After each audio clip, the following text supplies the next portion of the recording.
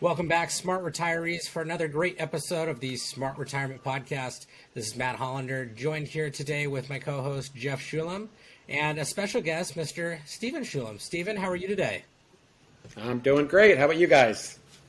We're good. Awesome. We're good. Good. Jeff, I think I'll probably let you spearhead this one since you probably know Steven better than most of our listeners and myself.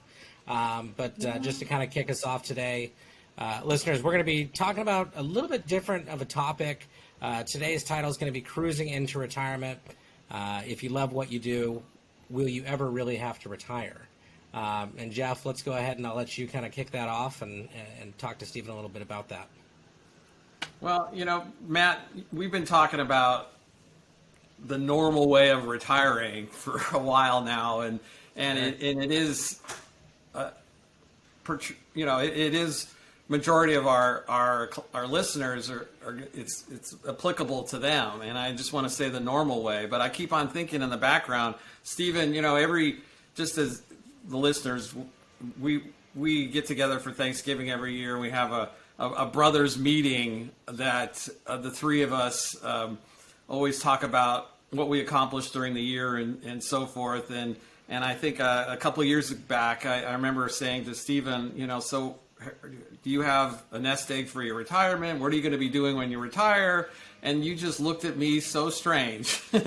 And you just says, well, I'm doing what I'm going to want to do when I'm going to be retiring. I'm not going to change anything. And it was such an aha moment that it really hit me that, some people have a definitive line between work and then the transition into retiring. And for you being in the cruise business, being in the travel industry like you are, and getting to be gone for 80% out of the year cruising and enjoying what we inspire to do when we retire, it made me realize that, man, do I have the right profession? And I was very, very blessed to know that you have a great job or career, or let's talk about that. Is it really a job? Because it does seem like they say, if you really love what you're doing, it's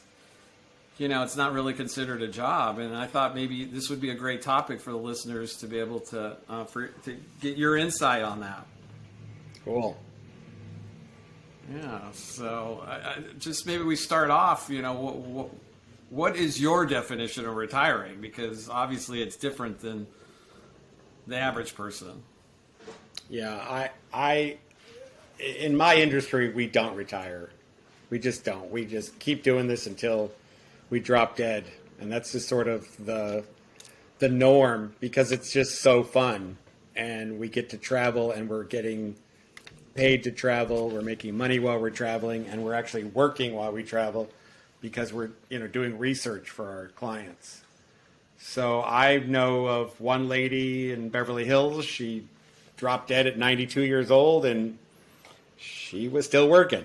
It's like we all just want to do this because cruising, generally attracts an older clientele. And so you just kind of fit right in as you get up there. But I try to spend as much time as I can on a cruise ship, or dream about a cruise ship, or sell cruise ships. So I'm definitely involved in that whole thing. And it doesn't feel like work, like you said. It just feels like I'm waking up today, and what am I going to do? Selling another cruise, or putting a deposit down on something, and then looking forward to my next adventure. So it's a pretty cool job. I can't even tell you what I would do if I did retire. I don't think I would be a happy camper. Right. Yeah. That's so awesome. Matt, it looked like you had a question. I do. So, Steven, how long have you been in the travel industry? So I'm in year 32. I don't know if you could count last year as in the industry. I was more in the cancellation business last year. I basically didn't have anyone traveling last year except in the very beginning. So, yeah, it's been a very, very rough 18 months. And just now, like in the last few weeks, cruising has come back.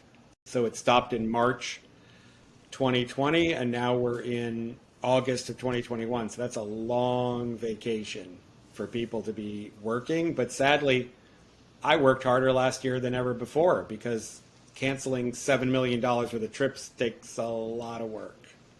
So it's been pretty rough, but we're getting back into it, and cruising is really strong.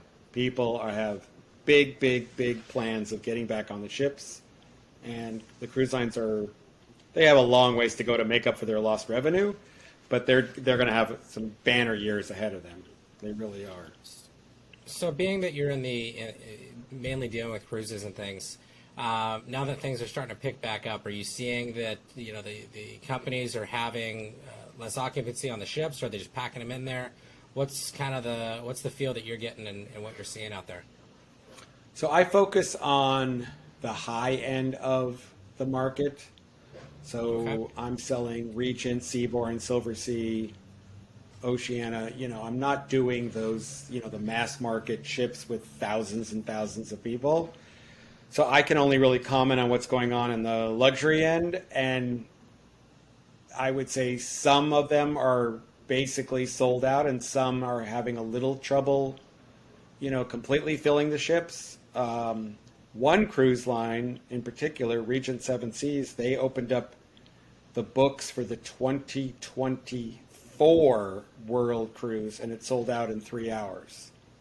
So the demand is just huge. These long cruises, which I do a lot of, these world cruises, they're on fire. People want to be on the ship for months, and they've worked their whole life to retire, and it's been their dream to get on a big ship. I'm sorry, on a long voyage, and you got to book those years ahead of time.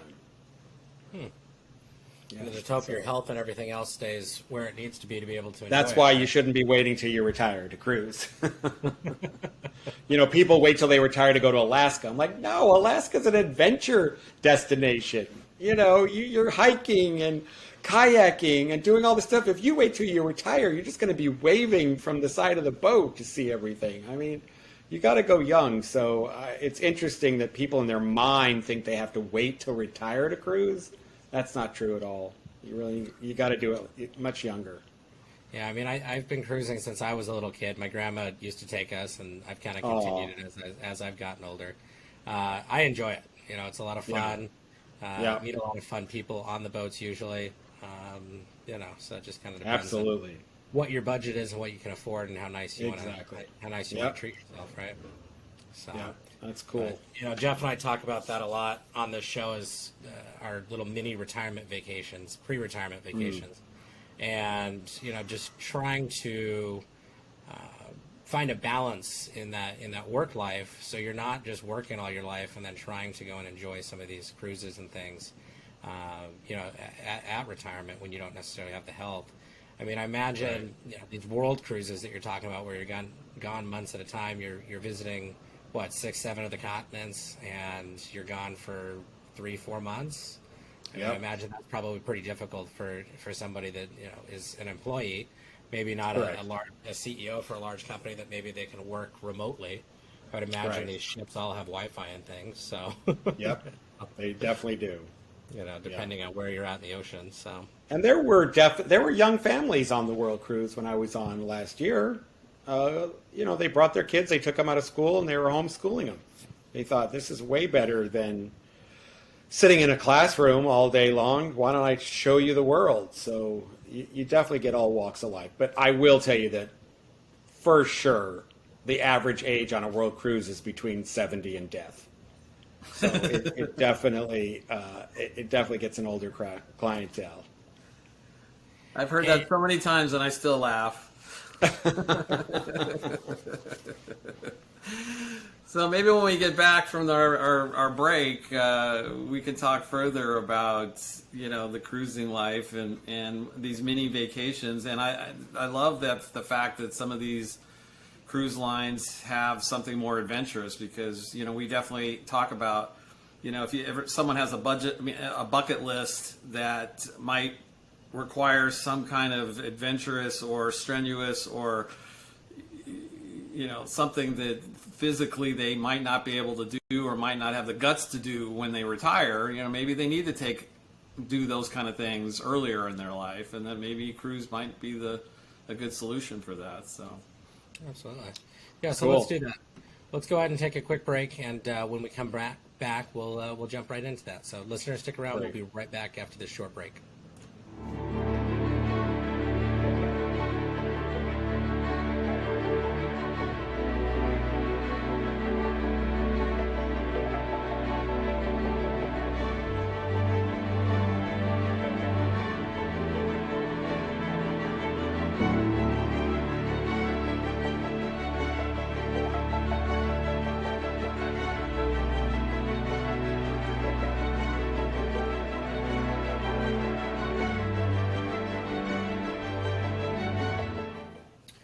Welcome back, smart retirees, from that short break. Jeff, I know you and I talk about this a lot just on a personal level, but how much we enjoy cruising and how much we enjoy vacationing. And, I'm so glad that you were able to bring one of the industry experts, Mr. Steven Shulem, here with us today to speak a little bit more on that. But, Jeff, during the break, you and I were talking with Steven a little bit as far as some of the benefits that we see in cruising and mentally, whatever it may be. Jeff, what are some of the things that you see as far as cruising and benefits? And then we'll kind of pass the mic over to Steven. Well, one of the big aha moments came. It's happened to me twice where I've done a lot of traveling in a car, putting 1,200 miles on one trip through Croatia, another like 1,800 miles through Italy, and the daily or every other day the schlepping of the luggage and the packing and the unpacking, and even in some places in Croatia, the buildings, the hotels are so old they don't even have places for parking, right? They don't even have a place for a car, right? So when you pull up to the hotel, you're going up on the curb, right? Because they're so old, right? And the hassles associated with that. Whereas I think after one of those trips, I wound up talking to Steven about the love and now additional appreciation for cruising, because you basically are on a first class ship and you have great food and great company and great entertainment, and every morning you wake up in a different port and you go on these little excursions, and you don't have to worry about packing and unpacking and the traveling aspect of it. And for some, I think that might make sense, and I definitely would now want to do that more than the getting in the car and just traveling part, because that could be stressful. And by the way, I think I only got 6 tickets when I was in Italy, and then you don't have to worry about tickets either. Was it Think of the money you'll heavy save. right foot or? Yeah, they have these speed traps, and of course they're in Italian, so you don't know when they're you don't know when they're coming until the light goes off, So And you're like, oops. so maybe Steven, if you can talk about some of the other benefits of cruising versus just traveling like a normal person like me, that would be helpful. I think some of the biggest is some of the highlights that you said. You're on a cruise for 30 days and you're going to get to 6 different countries and 24 different ports. And if it's a hot day or a rainy day and you just don't feel like going out, or you're not feeling well, or you're just wanting to spend more time or less time, everything can be adjusted. There are times when you can get off a ship on Monday and then not even come back till Thursday if you wanted to overnight to go to, let's say, Angkor Wat or something in Cambodia. So you don't have, people say, oh, I don't want to go on a cruise because it's such a short amount of time in the ports. But sometimes in many ports, that's all you need. Other times, cruise lines, it's become much more popular for them to overnight in ports, because people do want to spend more time in the big cities, Hong Kong, Paris, London, things like that. So cruising has adjusted to the needs and wants of people, but it's good to know that if you're traveling with somebody, maybe you're the fast one, maybe your spouse is the slow one, you could take things at your own pace. One could go on a bus city tour with no walking, and then and your partner could go on a monster hike, and you come back at dinner and you talk about your day. So it's a great way to explore cities in two different physical endurance levels, which is very common in older couples. So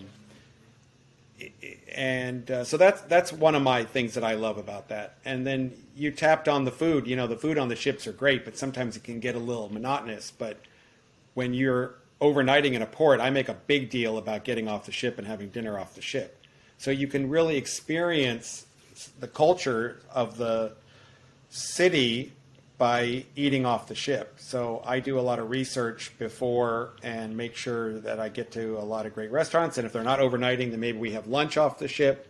Maybe we do a foodie walking tour and we hire a guide that's going to take us to 7 different restaurants, and you get a taste of the food in Hungary in one day. So there's so many different ways to explore, but when you have only 10 hours a day in a port, you make the best of it, and you're going to spend the time beforehand to research or buy a shore excursion or hire a car and driver or hire a private guide. So even though the days might be short, they're intense, and you might see more in 10 hours than some people see in 3 or 4 days.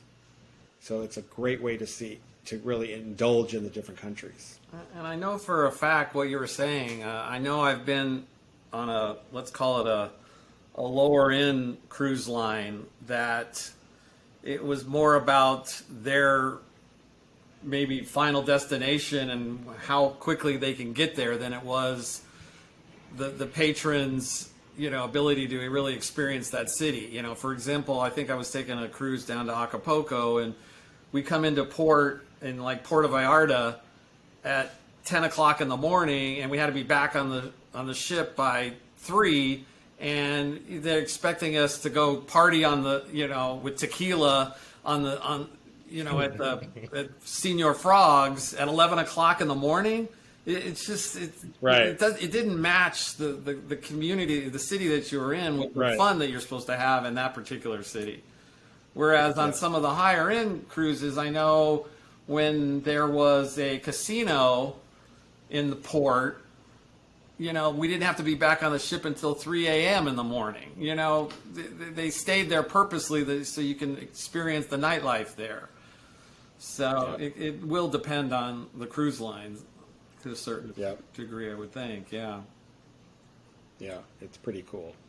And then, of course, if you're have simpler tastes in your dining adventure series, you can eat on the ship every night, and they're very good about trying to change up the menus.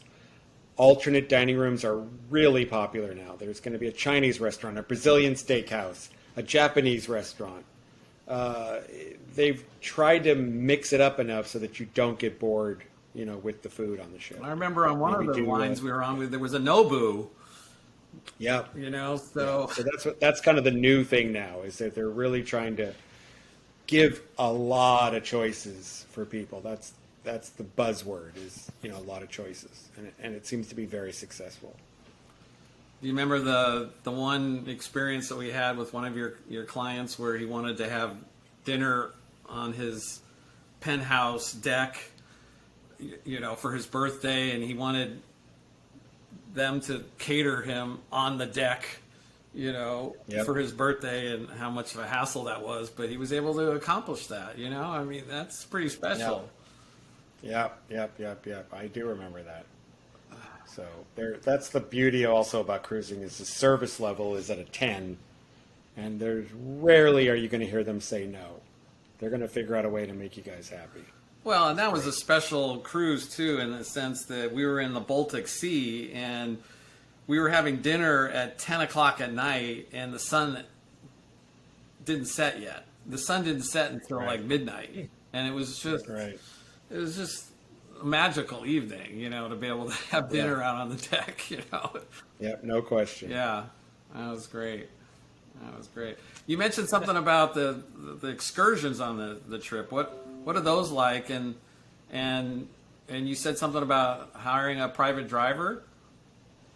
Yeah, so you got all all levels. Many people, they just want to walk off the ship and check out the city on their own. Maybe they've been there before. Maybe they have a friend that's going to waiting for them.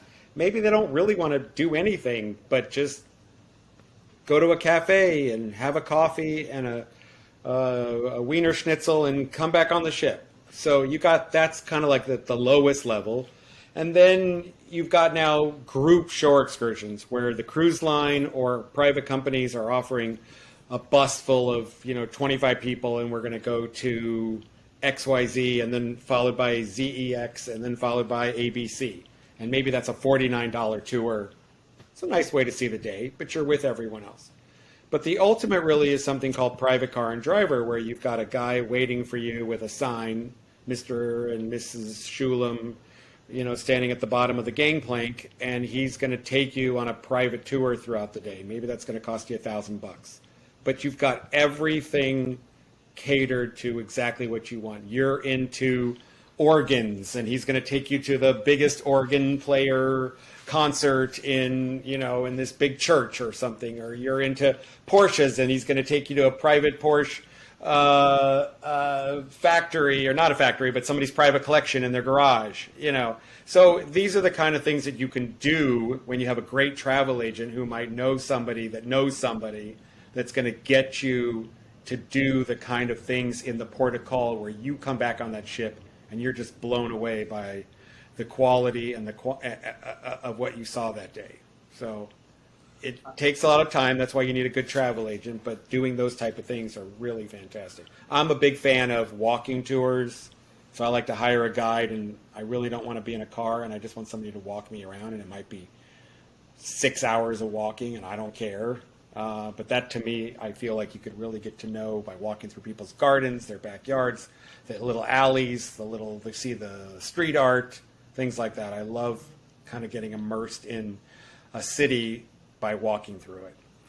I remember hiring one of those guides in Budapest, and when she came to meet me, I was a little taken back. She was like 95 years old, and she drove like crazy.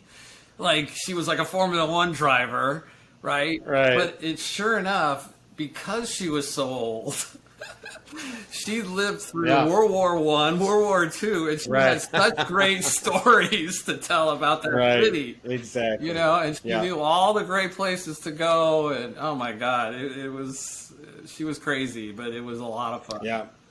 A lot of fun. That's cool. Yeah. Yeah. It hit me though that I know that cruising gives you a little bit of taste of all these different ports and cities on the cruise, and I kind of like that in the sense that now later in life that you might want to or not want to go to that city in the future, right? So it does give you a little bit of a taste. Like I know Copenhagen, for example, it was just one of those places that I would want to go back because of we only spent a couple days there, but I know that I want to go back, right? And so that's another, I think, benefit to being able to do that. But I kind of like what you were saying also, because we talked about this in the past, where when you do want to take these mini vacations, you want to do them with some kind of purpose, not to just go there and not have a purpose. Like to me, I keep on talking about wanting to go to Argentina to experience Patagonia, the food, and learn the tango. If you're going to go there with something that might keep you around there and entertained every day, because waking up every day with not a purpose could get boring if you want to have an extended vacation there. Maybe you can talk about that a little bit. I know you recently was fortunate to get stuck in Australia for a while, and you actually you were kind of forced to do it because of getting off a cruise because of COVID, but at the same time, you wound up staying there for a reason. What was that reason? And what was your purpose every day when you woke up every day? Well, I really thought I was only going to stay in Australia for a couple of weeks until the coronavirus blew over. And then I thought maybe a couple of months. No way did I still think today, what has it been, 18 months, it would still be going on. But last year was a kind of a, sad year because I had to cancel so much business. And I just jokingly said to everyone, well, if I'm going to be broke, I might as well be happy. And so I loved Australia. We were COVID free for 10 months. We had so many gorgeous places to see. I had 3 really fabulous friends. And my purpose was really to stay, alive, because I was afraid if I'd come back to the United States before the vaccine that I could die. And I just love the idea of being in a country where there was no COVID, relatively inexpensive, and beautiful weather. Perth, where I spent the first year, has Southern California weather.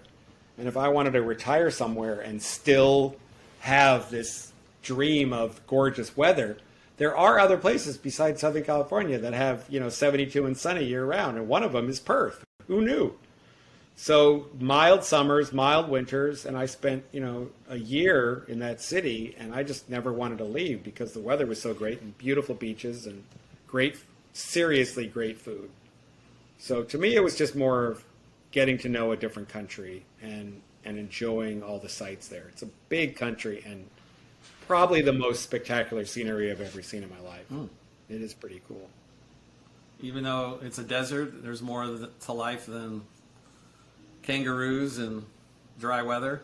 Well, that's what people think, but I Right. mean, it was very lush, rainforests. I mean, great hikes, great walks, great wine, great. It's a stunning country. It really is. That's great. Yeah, yeah. Yeah, I'm looking forward to getting down to Australia one of these days. I've Yeah. done New Zealand and I've done Fiji. We just Yeah. didn't have the time to make the stop in Australia because I know you need at least a week or two there to really be able to kind of Minimum. yeah, Yeah. if not a month. Minimum. Yeah. Cool.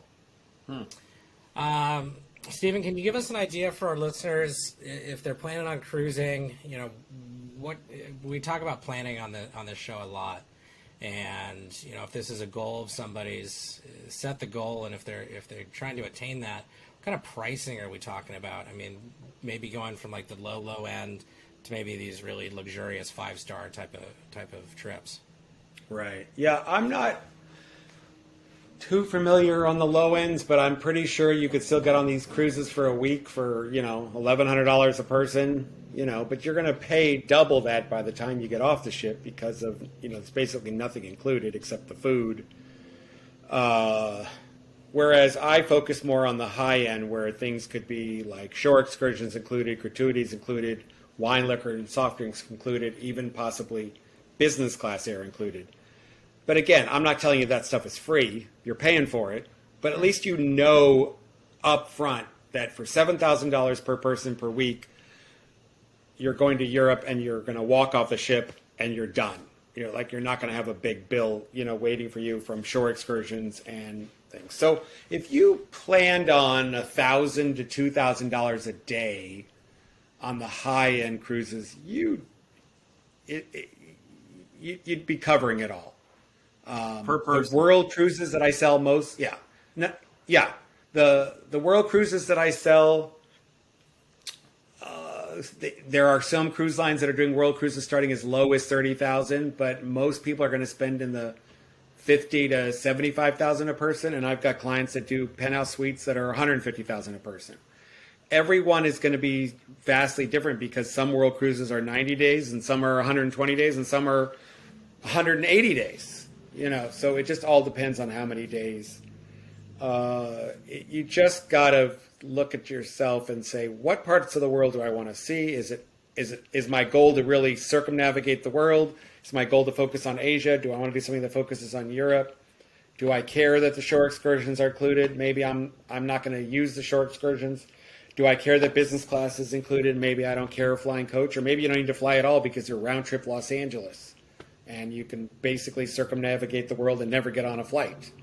So all those are different. But the biggie that people really have to think about, if you already got this plan, I'm going to retire in 2025, then you got to start thinking about it in 2022 if you're going to do a world cruise. If it's like I want to go on a world cruise when I retire, you don't retire and then call your travel agent.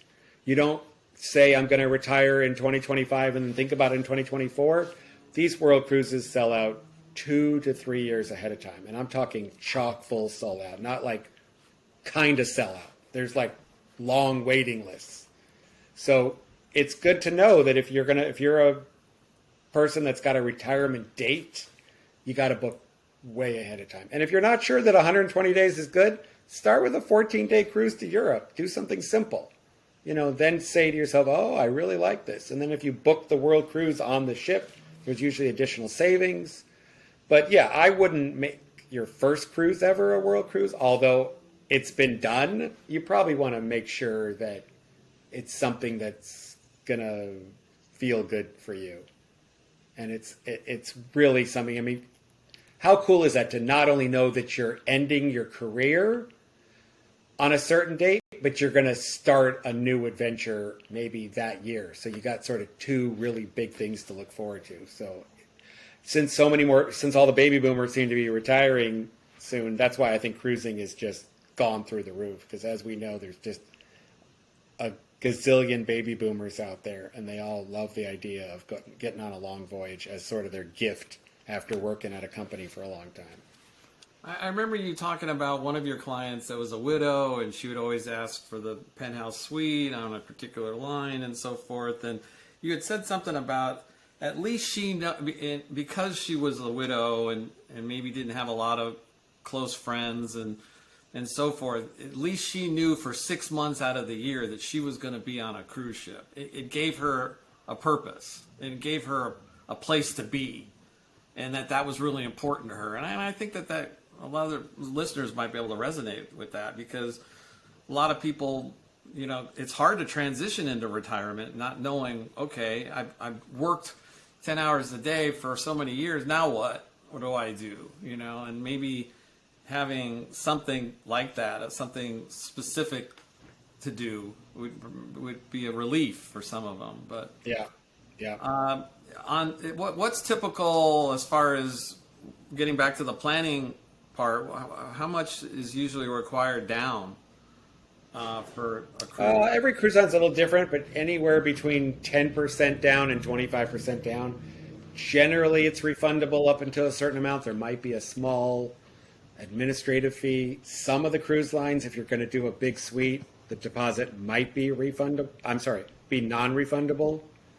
So they all have different terms and conditions, but generally anywhere between 10 and 25% is the deposit needed. Sounds good. So Jeff, are you saying it's kind of like a layaway thing? You can make a deposit, and then if it's 3 years out, you can be making payments towards it while you're getting closer to it. Is that kind of what you're referring to? Yeah, and just when it comes to the planning aspect of it, what to expect, right? Right. Got it. Okay, that's interesting. And maybe as far as planning on how to pay for it, maybe there's a stock to be purchased, Steven, that you might be able to share with us in the cruise industry that might be make some money off of this cruise ship stock so that you can afford going on a cruise 3 years later. Sadly with COVID, I don't think the stocks on the cruise lines are doing too well. But 3 years from now, yeah, you never know. You absolutely never know. But yeah, that could be a good way. If you are a stockholder on the cruise lines, they usually do give you like a little bit of a discount or something. So they actually, but it's nominal. It's a few $100, So I wouldn't buy the stock just to save a little bit of money on a cruise. But I'm not sure if cruising stocks are the way to go. I do have a little bit of stock in cruising, but that would be a tough one. I don't know if I don't know how well they would do, long term. Got it. All right. Yeah. Excellent. Steven, if the listeners wanted to talk to you a little bit more and look into booking one of these, why don't you give the listeners your company name and how to get a hold of you? Sure. So my company's called Strictly Vacations. We're based in Santa Barbara. We've been there for 32 years, and the number is 1-800-447-2364. And if you wanted to send me an email, would be steve@strictlyvacations.com.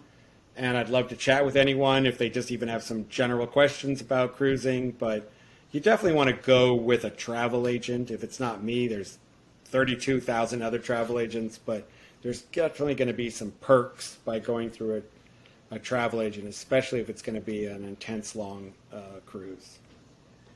Awesome. Very good. Jeff, anything you'd like to add? I think that's it. I appreciate Cool. you coming on, Steven. That was a lot of fun. No problem.